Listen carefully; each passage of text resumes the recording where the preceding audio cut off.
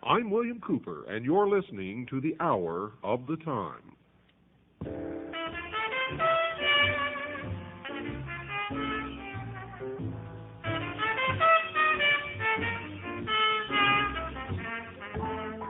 We lived our little drama. We kissed in a field of white, and stars fell on Alabama last night. I can't forget the glamour. Your eyes held a tender light, and stars fell on Alabama last night. I never planned in my imagination a situation so heavenly, a fairyland where no one else could enter, and in the center, just you and me, dear. My heart beat like a hammer, my arms wound around your side, and stars fell on Alabama last night.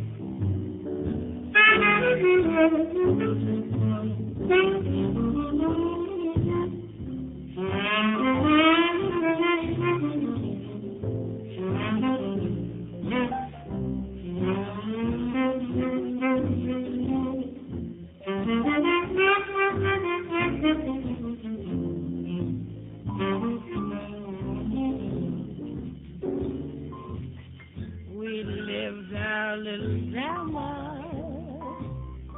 We kissed in a field of white, and stars fell on Alabama last night. I can't forget the glamour. Your eyes held a tender light, and stars fell on Alabama last night. I never planned in my imagination a situation so heavenly, a fairyland where no one else could enter, and in the center, just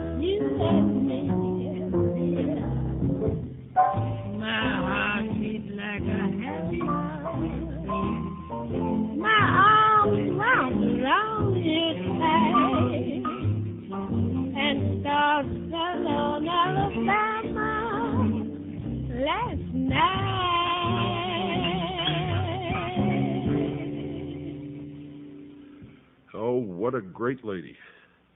Anyone who ever comes to me and tells me that music doesn't penetrate directly to the soul doesn't have a soul. I mean, that's the only interpretation I could ever make to any statement like that made by anyone. Tonight, folks, we've got to get you back into the stream. And the way I do that is I quit telling you about my research and I quote exactly from the horse's mouth so you'll know that what you're hearing on this program, The Hour of the Time, is not being made up by me or anyone else. And it's there for anyone to find if you'll just get off your butts and go to the library and start digging and looking and searching and reading and quit listening to what you're told, including what you're told on this show. Remember, my admonition is not to ever believe anything you hear from the mouth of anyone or that you read from the book written by anyone or from Dan Rather in the 6 o'clock news or the President of the United States or Chuck Carter, Tom Valentine, Rush Limbaugh, the man who's sitting on half of his brain, or indeed from even your own mother. For folks, the deception in this world right now that's being promulgated in order to bring about a one-world totalitarian socialist government is so deep that you better be standing on a stump or you might drown. Alice Bailey, folks, one of the key members of the New Age religion, wrote this. Quote, "There is no question, therefore, that the work to be done in familiarizing the general public with the nature of the mysteries is of paramount importance at this time. These mysteries will be restored to outer expression through the medium of the Church and the Masonic fraternity," unquote. And she's absolutely 100% correct. The question of just what the ancient mysteries were, folks, was answered in part by Albert G. Mackey, another 33rd degree Mason.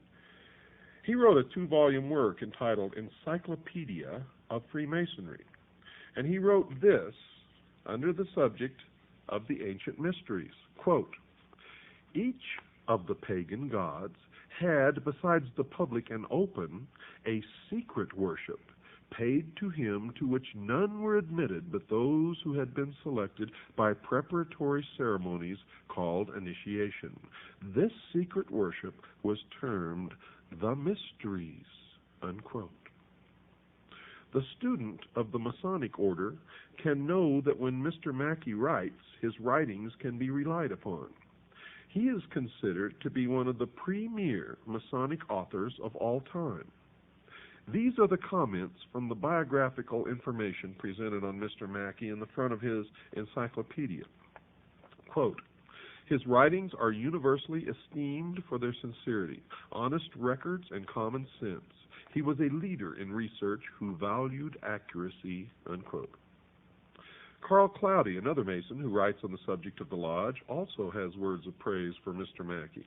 Quote, "He was one of the greatest students and most widely followed authorities the Masonic world has ever known," unquote. And in his book entitled Introduction to Freemasonry, he praised Mr. Mackey with these words. Quote, "Albert Gallatin Mackey, one of the greatest students and most widely followed authorities the Masonic world has known. He is the great master of Freemasonry," unquote.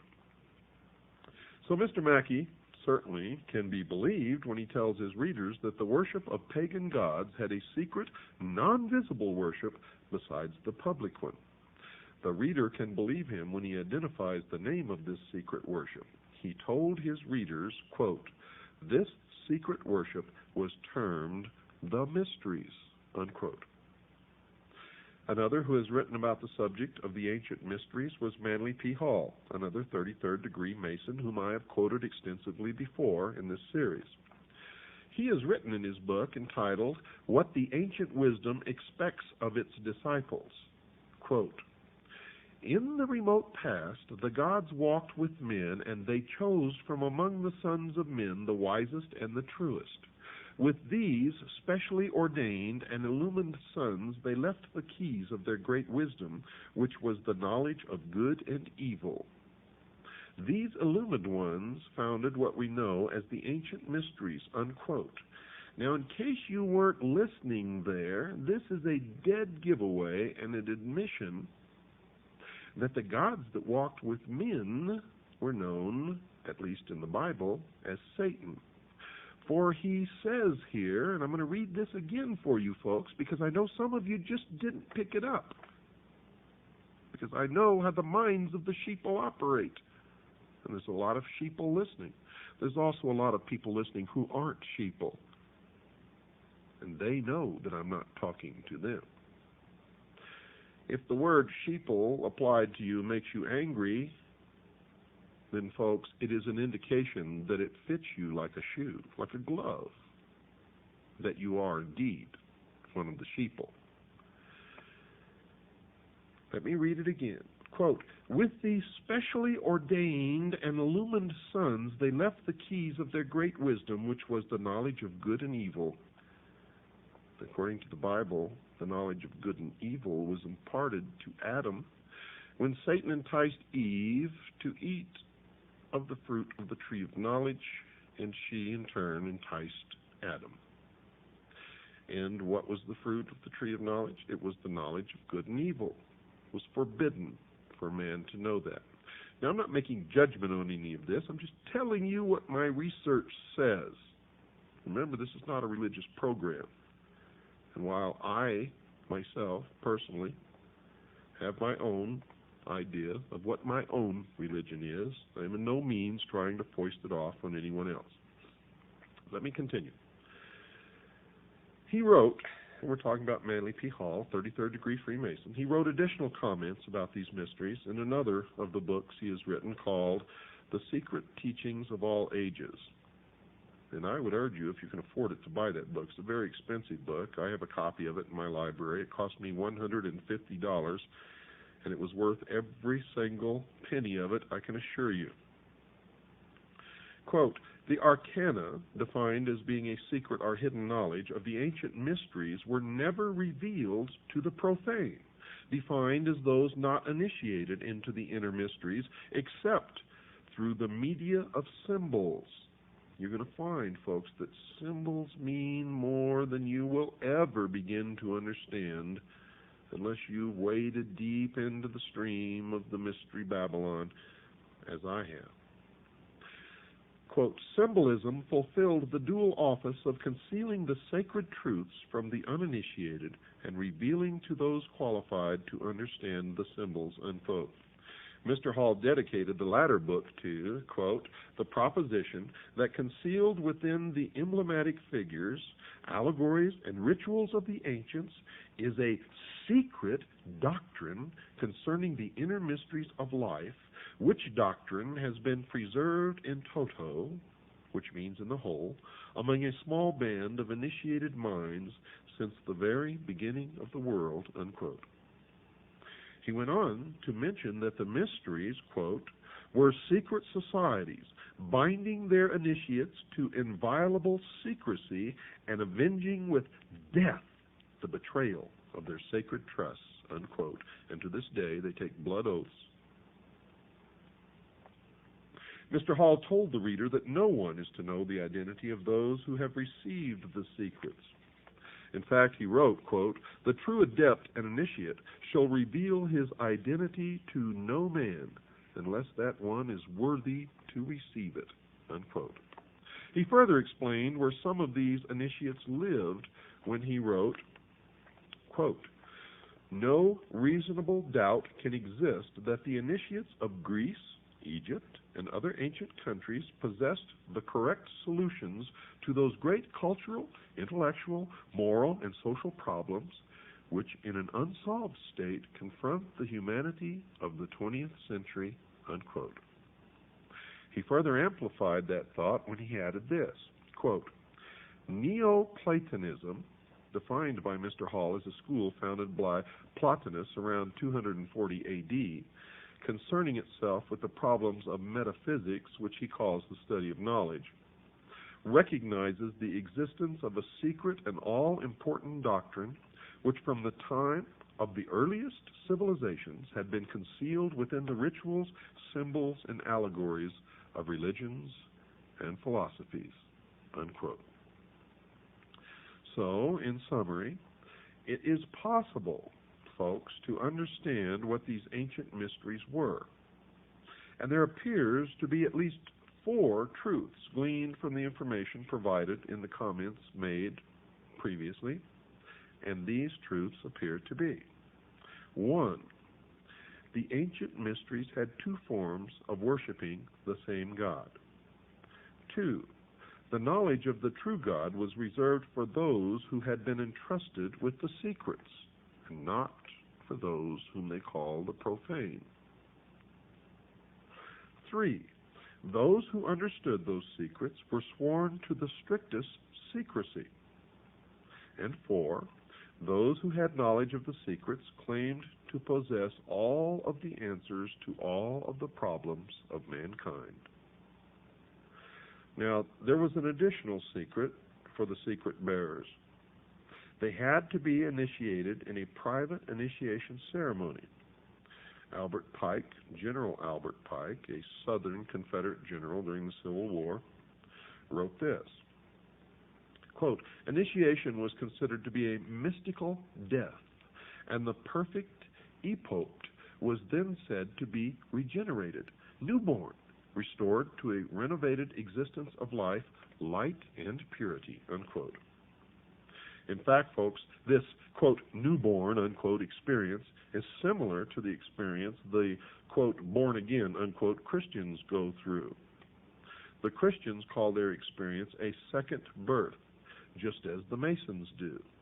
In fact, Albert Pike calls a similar ceremony a, quote, born again, unquote, experience, and he wrote this, quote, "In the Indian mysteries, the 3rd degree, the initiate is said to be born again," unquote. The ceremony in the ancient mysteries has been described by the Masonic writer Manly P. Hall. Quote, "In the ancient system of initiation, the truth seeker must pass through a second birth, and those who attained this exalted state were known thereafter as, quote, the twice born, unquote. This new birth must be personally earned through a complete regeneration of character and conduct," unquote. This new birth ceremony involves a symbolic death, according to the Mason Kenneth Mackenzie, and he wrote this, quote, "In the ancient mysteries, the aspirant could not participate in the highest secrets until he had been placed in the coffin.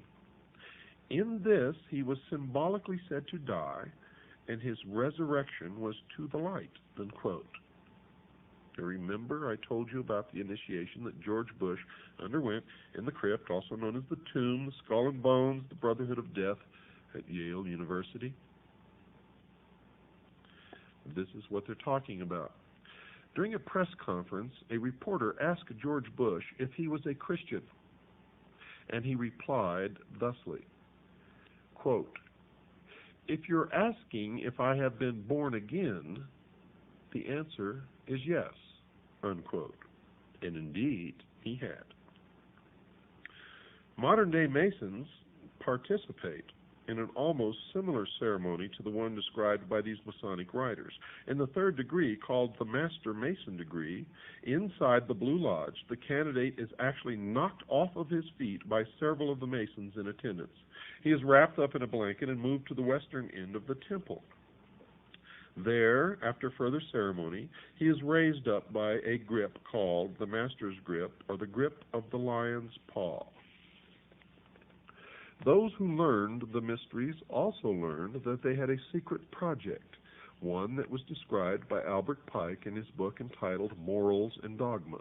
Mr. Pike wrote this, quote, "Behold our object, the end, the result, of the great speculations of antiquity, the ultimate annihilation of evil and restoration of man to his first estate by a Redeemer, a Messiah, a Christos, the incarnate Word, reason, or power of deity, unquote. I urge you all, if you can find a copy of Morals and Dogma by Albert Pike, to purchase it, take it home, and read it. Mr. Hall told his readers that those who had been initiated into the mysteries were the secret power behind the governments of the past. He wrote this about these ancient initiates in his book entitled What the Ancient Wisdom Expects of Its Disciples. Quote, "They are the invisible powers behind the thrones of earth, and men are but marionettes dancing while the invisible ones pull the strings. We see the dancer, but the master mind that does the work remains concealed by the cloak of silence," unquote. Remember, I told you folks that if you don't open your mind, and if you don't quit believing dogma, if you don't quit believing what people tell you, if you don't stop believing what Dan Rather tells you on the 6 o'clock news, or your local minister down at your church, or your mother, or the President of the United States, and if you don't start digging to find the truth yourself, you, the sheeple, are the marionettes dancing while the invisible ones pull the strings. And until you change that pattern of your life, you will always be the puppet on the end of someone else's string. And I know that that's not what you want to be. Is it? Well, if it's not, change your life now. Stop believing what you're told, including what you hear on this show, unless it checks out in your own research, your own experience, your own digging. Each of us must find our own truth. And if we are really looking and digging, we're ultimately going to come to something near the same truth for all of us. And I can tell you now that most of us have been living in fantasy land for all of our lives. We don't even know anything near what the truth of any matter is. We must begin an honest search, starting from the beginning, wiping the slate clean, cleansing our mind, and looking at the world, beginning again, as though through the eyes of a newborn child. And you will find that most of what you've ever been taught in your entire life is a lie. Is a lie. Other writers, folks, have confirmed the thoughts of Mr. Hall. A Masonic scholar named George Steinmetz also acknowledged that these mysteries exist and that some of the members inside the Masonic lodges are custodians of the secrets. He has written this in his book entitled Freemasonry, Its Hidden Meaning. Quote, "Ancient secret doctrine, which is concealed in Masonic allegory and symbolism. It was but to preserve these truths for future generations that Masonry was perpetuated," unquote. And if that is true, why is it a secret? Why not tell us all what this secret doctrine is? For modern man is not like ancient man when he didn't know how to read or reason or understand. Modern man has the capability to understand anything that is put before him and accept it if it is the truth and reject it if it is a lie. So why the secrecy? The secrecy is because, folks, the real secret of Mystery Babylon is how to control everyone else. And if they reveal these secrets, they won't have the control, for it'll be in the hands of everyone. That is the greatest secret of the secret societies. Another, writing of Manly P. Hall, was this, quote, "Much of the ritualism of Freemasonry is based upon the trials to which candidates were subjected by the ancient hierophants." Hierophant is defined as the high priest of the mysteries. "Before the keys of wisdom were enthroned to them," unquote. The ancient mysteries had a beginning. According to Mr. Mackey, he wrote about where they started. Quote, the first of which are those of Isis and Osiris in Egypt. The most important of these mysteries were the Osiric in Egypt, unquote. Another writer, Edmund Ronayne, an ex-Mason, confirmed that the Masons were involved in the worship of Osiris when he wrote this in his book entitled The Master's Carpet. Quote, Masonry's ceremonies, symbols, and the celebrated legend of Hiram in the Master Mason's degree were directly borrowed from the ancient mysteries or the secret worship of Baal, Osiris, or Tammuz, unquote. This is a direct admission that Freemasonry stems directly out of Mystery Babylon, the ancient mystery religion, the worship of Baal, the golden calf, representative of the house during which that 2,000-year period the sun resided. The sun, the symbol of the light, Lucifer, the intellect, the gift, primordial knowing. Albert Pike then detailed where the mysteries went after their beginnings in Egypt. He wrote this in Morals and Dogma. Quote, from Egypt the mysteries went to Phoenicia and were celebrated at Tyre. Osiris changed his name and became Adonai, or Dionysus, still the representative of the sun. In Greece and Sicily, Osiris took the name of Bacchus. So the ancient mysteries conceal an important mystery kept secret from the average person. The mystics claim that this mystery has been concealed from the world for centuries. Even though they had taken the mystery to other continents, those who believed in this religion were yet to take it to America. That was yet to come, and we will get to that, I promise you. And it will, I also promise you, amaze you.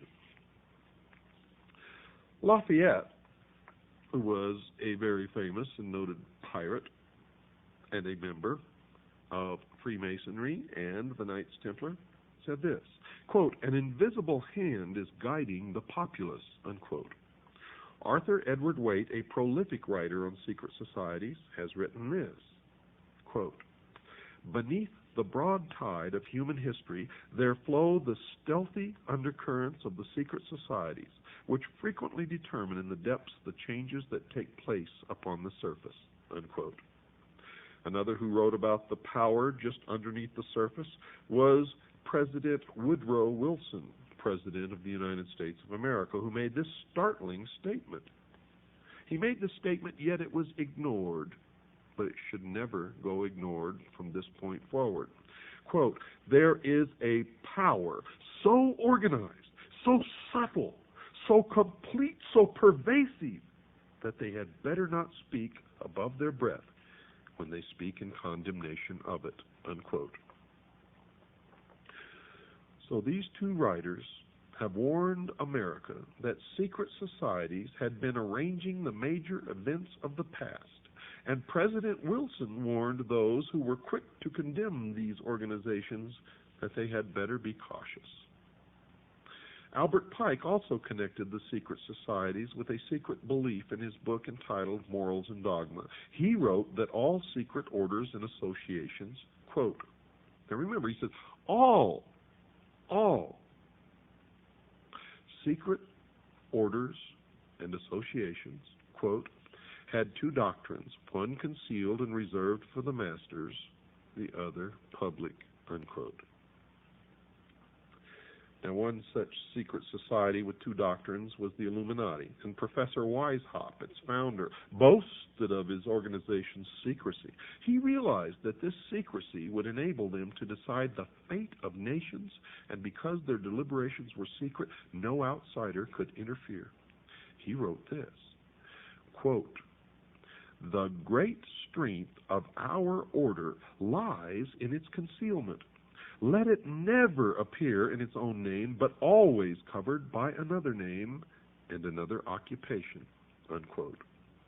Weishaupt later wrote about that secrecy in a letter to a fellow member of the Illuminati. Quote, Nothing can bring this about but hidden societies. Hidden schools of wisdom are the means which will one day free men from their bonds. Princes and nations shall vanish from the earth, unquote. Folks, don't go away. We've got to stop for a break. I'll be right back after this very short pause.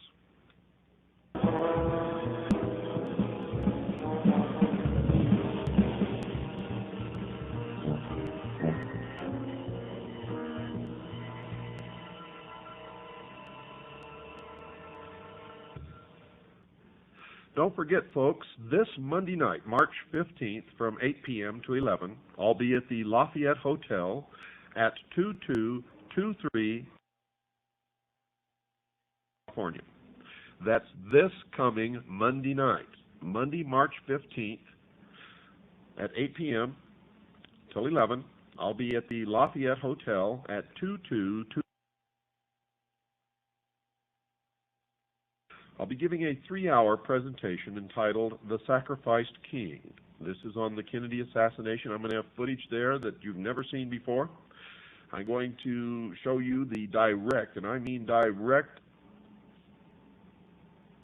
absolute occult connection to the Kennedy assassination. I'm going to tell you what group killed our president, murdered our president, if you will. I'm going to show you the footage of what Dealey Plaza really is so that you'll see that this is not just an innocent park in the city of Dallas.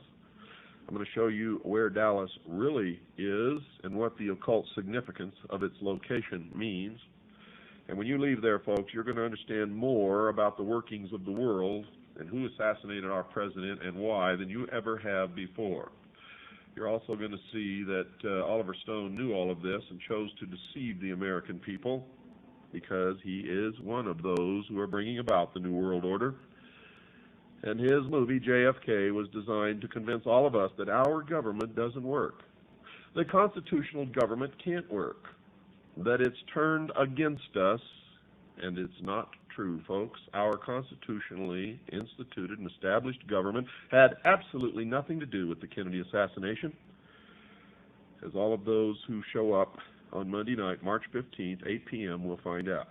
Now, if you're not a CAGI member, you can purchase your tickets in advance.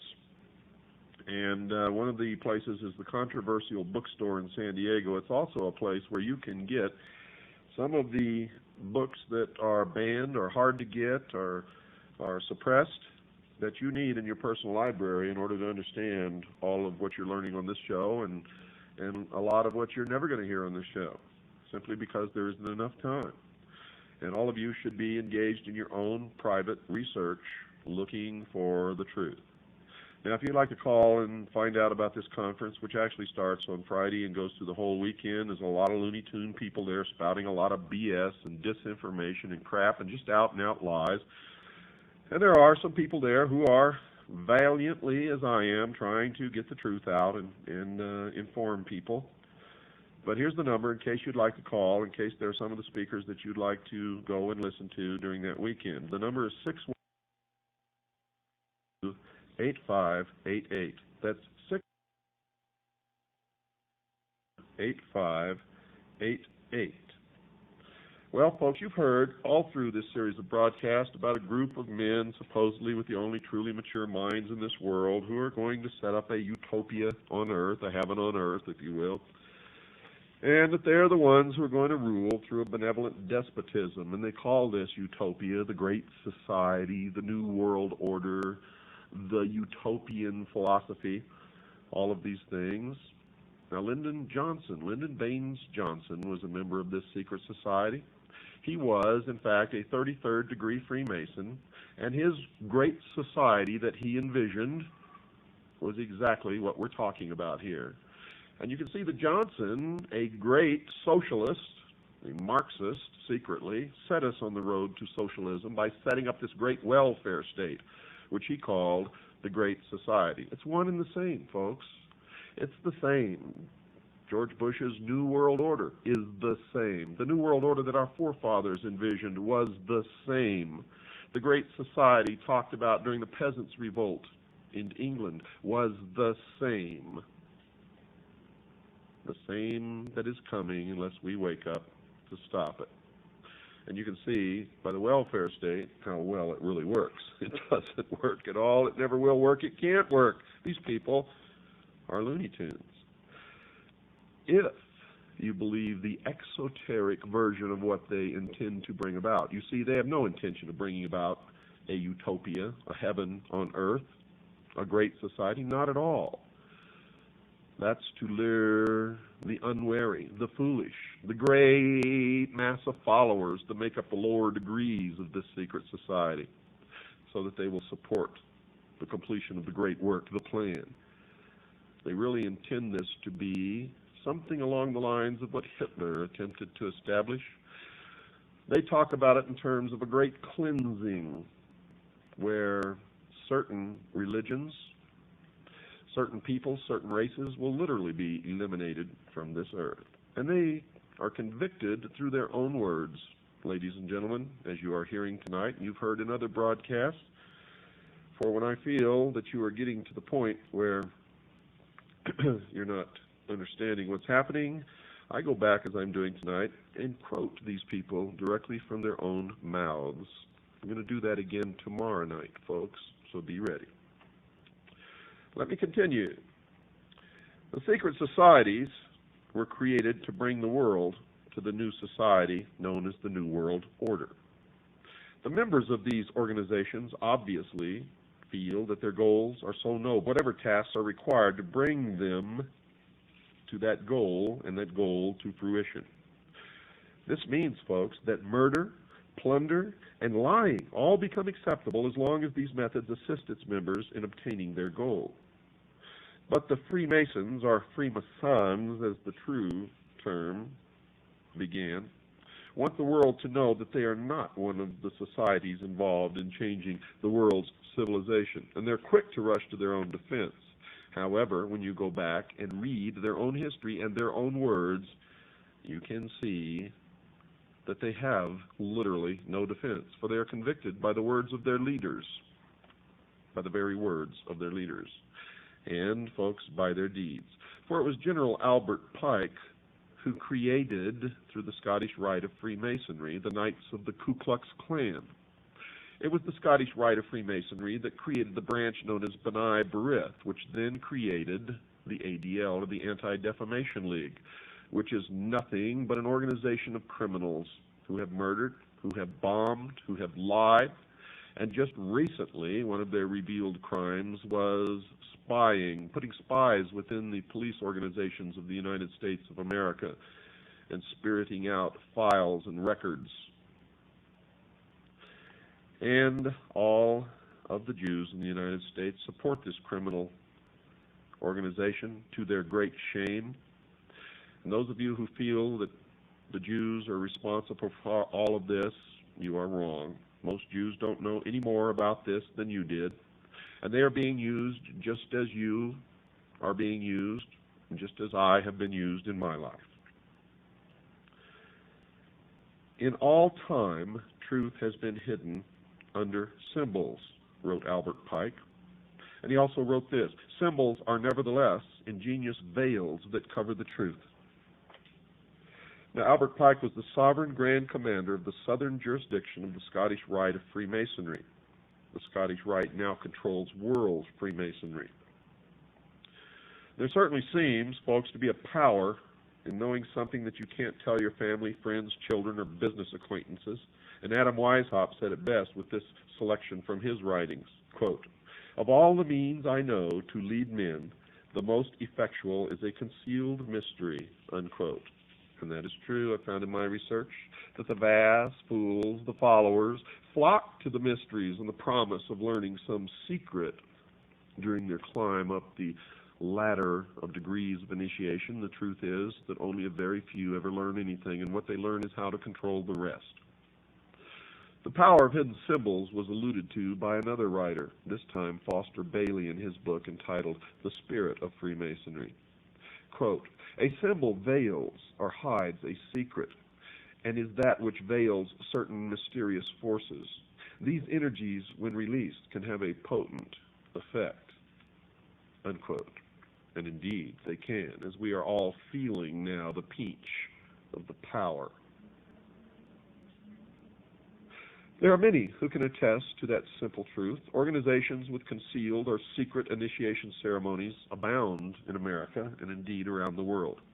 College fraternities and sororities teach the college student to accept secret initiation ceremonies and hidden knowledge at a young age. The Masons, intended for adult males, have similar organizations for their young sons and daughters, and other secret organizations for their wives. And all of these organizations tend to prepare their male members for further service in the master secret organization, the Masons.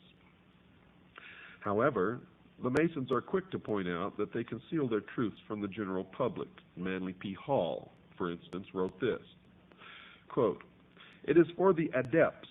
An adept is defined by the dictionary as one who is an expert, but there is an esoteric definition that shall be discussed later. Quote, it is for the adepts, one to understand the meaning of the symbols, unquote. He further instructed his readers that understanding the symbols could make one wise, quote, and understanding of these symbols is the beginning of wisdom, unquote. Max Toth, a writer about the Great Pyramid of Giza in Egypt, also wrote about the purpose of symbols, and he said, quote, the knowledge of the ancient mysteries was never revealed to the layman except through the media of symbols. Symbolism fulfilled both the need to conceal sacred truths from the uninitiated and to offer a language for those qualified to understand it. Now, whatever these secrets are, folks, one writer on the subject feels it is time to make them public.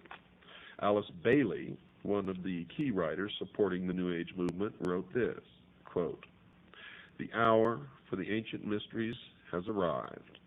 These ancient mysteries were hidden in numbers, in ritual, in words, and in symbology. These veil the secret, unquote.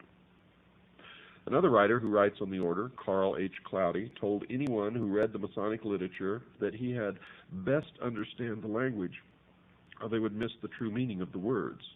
He wrote, quote, he who hears but the words of Freemasonry misses their meaning entirely, unquote.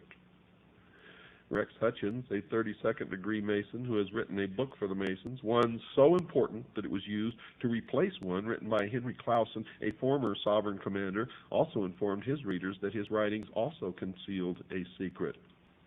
Quote, the word reveal means to reveil. That is, to give one explanation and yet continue to maintain the mystery of the symbol by not explaining it in a full and complete manner, unquote. So the language code must be broken if one is to learn the truth about the Masonic order. The reason that this is so is because the Masons have admitted that they have concealed the true meaning of some of their language. However, it is possible, folks, to know the true meanings of at least some of the hidden language, and the listener can be certain that the discovered interpretations are correct because the Masons themselves have revealed the hidden meanings of some of their symbols in some of their own literature. The secret societies, folks, that have concealed their purposes and hidden meanings, concealed writings, and private initiation ceremonies are admittedly very powerful.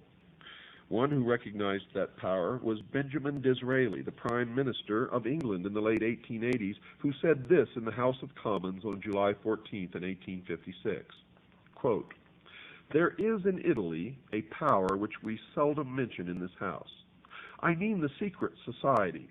It is useless to deny because it is impossible to conceal that a great part of Europe, the whole of Italy and France, and a great portion of Germany, to say nothing of other countries, is covered with a network of these secret societies.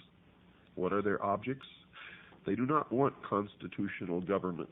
They want to change the tenure of the land, to drive out the present owners of the soil, and to put an end to ecclesiastical establishments, meaning religion, unquote. The Masons know about concealing secrets from the rest of the world. Carl Cloudy, a Masonic writer, told his readers that secrets are inside secrets, which are inside other secrets, and he wrote this, quote, cut through the outer shell and find a meaning. Cut through that meaning and find another. Under it, if you dig deep enough, you may find a third, a fourth. Who shall say how many teachings, unquote. and even the communists use concealment, for the communists were created by the mysteries. The cell system of the Communist Party was created by the mystery schools, which have used the same system for millennia. Nikolai Lenin, the Marxist communist who communized the Russian nation in the years following the Russian Revolution of 1917, wrote this, quote, "We have to use any ruse, dodge, trick, cunning, unlawful method, concealment, and veiling of the truth," unquote. Many of the signs for identifying a communist or a member of the Communist Party are exactly the same as those symbols and signs used by Freemasons to identify each other. The use of secrecy to conceal thoughts from certain of the members of an organization or from the public is the device of those who have something to hide. That something is so horrible, so terrible, that knowledge of that secret must be kept from those who would have the most to lose by knowledge of that secret. In the case of the secret societies, it is a belief in Lucifer, also known as Satan or the devil. In the case of communism, it is the truth that the people living in a communist nation know that the system does not work. But those in a non-communist nation targeted for a communist government are not to learn that simple truth. They are to be told that the system is the culmination of man's upward search for a perfect society, a great society, if you will, a utopia on earth. And they must be deluded into believing that there is no cost in the change from their current form of government to the communist form. One of the things that I find so incredible is that they trap the intellectuals so easily. The intellectuals, the ones who are supposedly so good at using their brain, cannot even use their brain so much as to look into history to see that the first people that the communists, the international socialists, destroy, kill, sentence to the labor camps, the gulag, if you will, are always the intellectuals. And history has recorded the brutality of the communists and the fact that millions of people have had to die as the communists installed that form of government. The evidence to support that condition will be discussed later in some other program. Now, secrecy is certainly not a part of the Christian religion today, although the Christian religion began in secret and was, in fact, a secret society.